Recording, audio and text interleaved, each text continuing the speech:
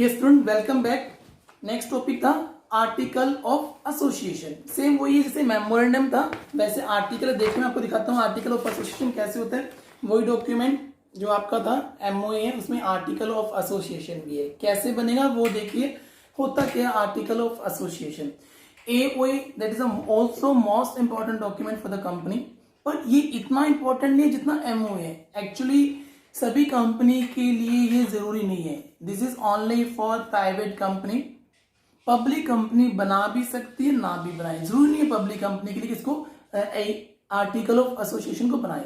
MOA सभी के लिए जरूरी है, आर्टिकल ऑफ एसोसिएशन सभी कंपनी के लिए जरूरी नहीं है। It is not necessary for public company. याद रखना, यदि पब्लिक कंपनी बनाती है तो ठीक है, और यदि नहीं बनाती है तो जो कंपनीज एक्ट में टेबल एफ है उसके रूल अपने आप एप्लीकेबल हो जाएंगे। तो समझ में आया पहले कौन बनाएगा इसको।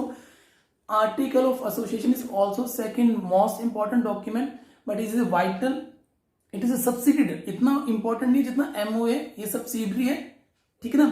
क्योंकि हर कंपनी के लिए जरूरी नहीं है, प्राइवेट कंपनी के लिए जरूरी है बट पब्लिक कंपनी के लिए जरूरी नहीं है। पब्लिक कंपनी बना भी सकती है और ना बनाए, और यदि पब्लिक कंपनी इसको नहीं बनाती है तो फिर टेबल एफ के रूल ऑटोमेटिकली कंपनी पर एप्लीकेबल हो जाएंगे। अब एओए होता क्या है article of association second important document है जिसमें कंपनी के इंटरनल रूल लिखे जाते हैं। इंटरनल रूल मतलब जो आपने एमओए में ऑब्जेक्ट डिटरमाइन किए थे, उस ऑब्जेक्ट को अचीव करने के लिए कंपनी क्या काम करेगी क्या नहीं करेगी, वो सब बातें आर्टिकल ऑफ एसोसिएशन में लिखी जाती है। इंटरनल रूल कंपनी के इंटरनल मैनेजमेंट है।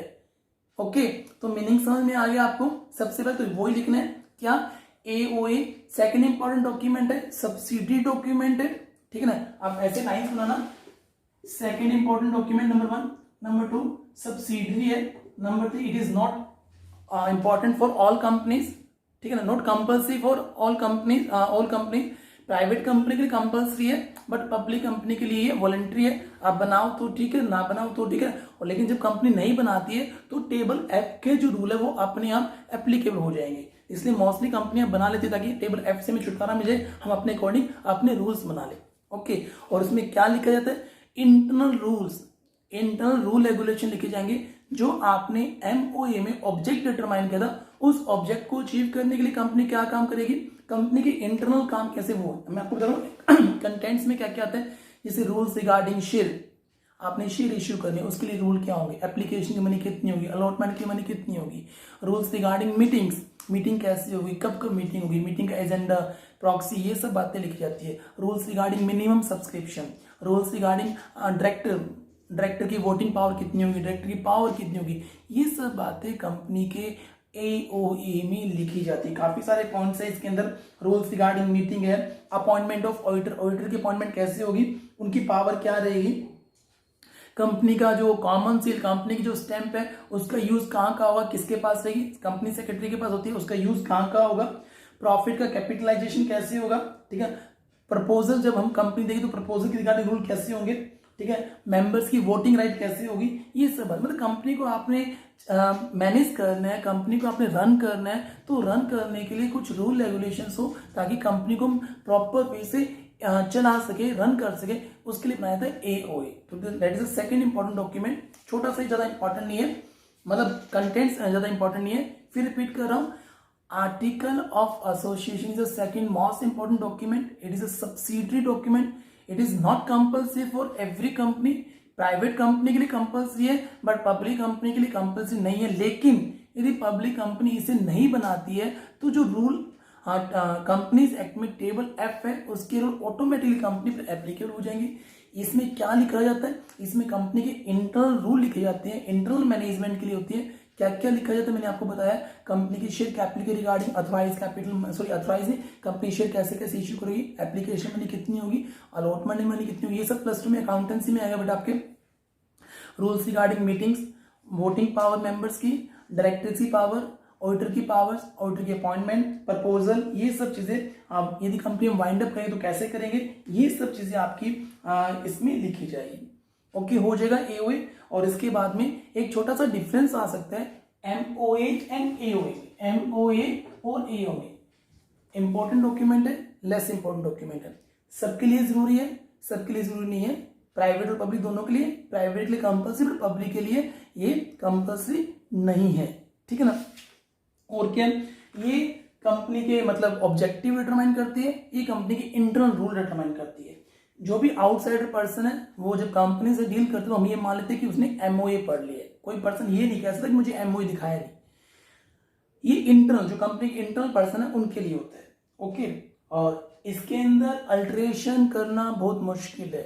यदि हम इसमें चेंजेस करना चाहते हैं, इसके जो 6 क्लोजेस थे, name close, situation close, object close, इसमें चेंजेस करना थोड़ा मुश्किल है, थोड़ा क्या ज्यादा मुश्किल है, इसमें आप अल्टरेशन कर सकते हैं। तो ये कुछ डिफरेंस करने बेटा आप लोगों ने, और कुछ भी ज्यादा इंपॉर्टेंट नहीं है। तो एमओए और एओए। और थर्ड इंपॉर्टेंट डॉक्यूमेंट है that is a prospectus. Prospectus क्या होता है, जैसे स्कूल के अंदर आप एडमिशन लेते हो, आपको एक प्रोस्पेक्टस मिलता है जिसमें स्कूल के बारे में कुछ लिखा होता है, काफी अच्छा लिखा होता है, प्रिंसिपल का मैसेज होता है, आपकी फैकल्टी क्या है, स्कूल क्या क्या आपको फैसिलिटीज देगा, ये सब लिखा होता है। लास्ट में एक फॉर्म होता है जिसको आप फिल करके एडमिशन लेते हैं। वैसे ही यदि हम कंपनी के शेयर परचेज करना चाहते हैं तो उस केस में हमें प्रोस्पेक्टस, कंपनी प्रोस्पेक्टस इश्यू करती है। प्रोस्पेक्टस में वही कंपनी अपने बारे में काफी कुछ लिखती है और जो चीज लिखेगी वो सारी सही सही होनी चाहिए।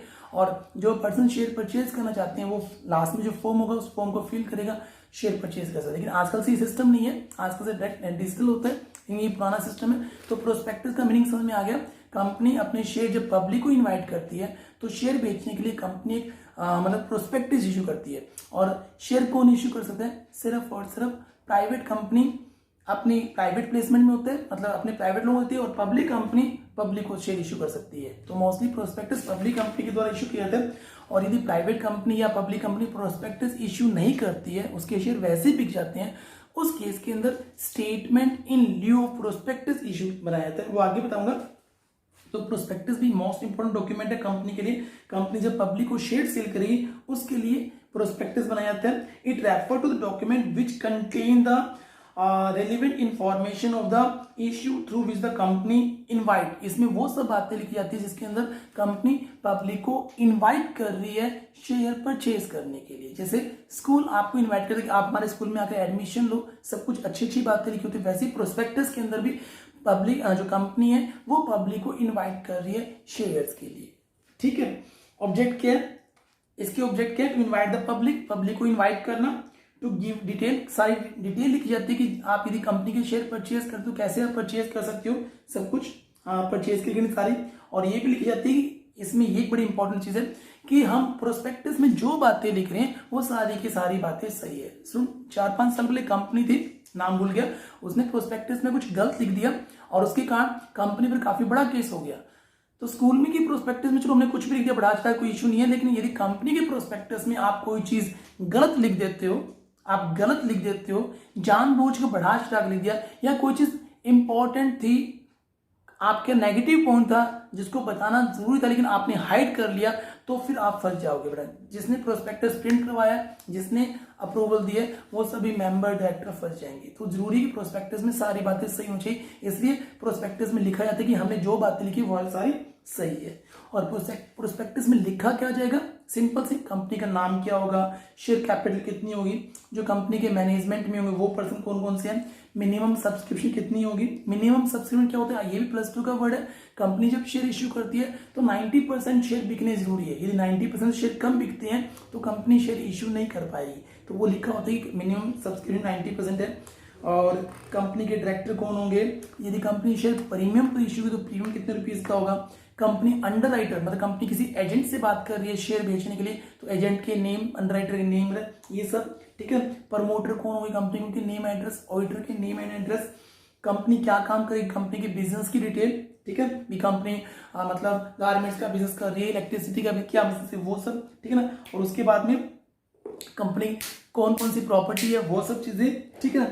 और यदि आप कंपनी की बुक्स चेक करना चाहते हो तो बुक कैसे चेक करो, ये सब चीजें लिखी जाती है। तो ये सब प्रोस्पेक्टस में है। तो स्टूडेंट 3 मेन आपके डॉक्यूमेंट है, एमओए सभी के लिए, एओए आर्टिकल जो इंटरनल रूल, और प्रोस्पेक्टस शेयर इश्यू करने के लिए इसमें। और तीनों के सब्जेक्ट मैटर है, तीनों के कंटेंट से ध्यान से करना आपने।